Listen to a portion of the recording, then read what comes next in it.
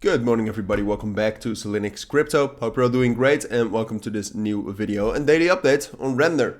Because I have been covering Rndr daily for the last couple of days, perhaps even the last week, because we have obviously been very bullish.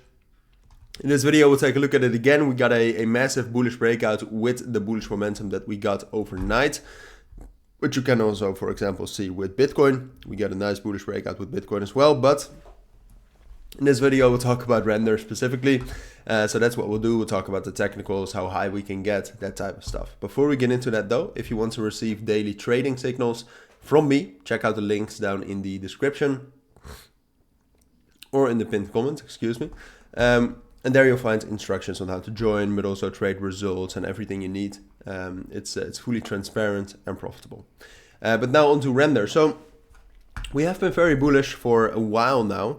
We are getting near very high levels, I would say. I mean, if you compare the last couple of legs up, the last couple of bull runs we had, or rallies we had, I mean, it's not really a bull run.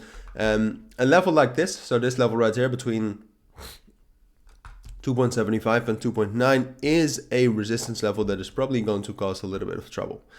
Now with the bullish momentum that we got overnight, we hit the lowest point of that level around 2.7, which still has a 382 fib, which is pretty major if you zoom out to the daily time frame. So that's definitely not nothing that we hit that, and it's also it is strong resistance. So I think we can actually continue this rally.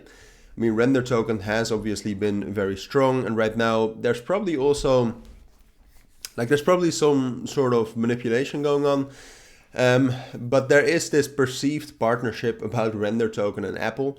I don't really believe it's a direct partnership, but I do think Rndr's services are featured in an app on the App Store.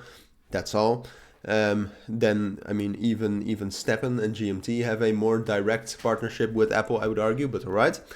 So I do think we can actually, with the Apple VR headset coming out, I do actually think we can continue this bullish momentum. I'm actually not sure when that Apple VR headset is supposed to be launched. No, I'm not sure. Perhaps it's... no, I'm not sure. I should do some research on that. But like ahead of that, I think we can still be bullish. Now, technically, though, we do have to keep up. So right now, we broke above this level around 2.5 and 2.55.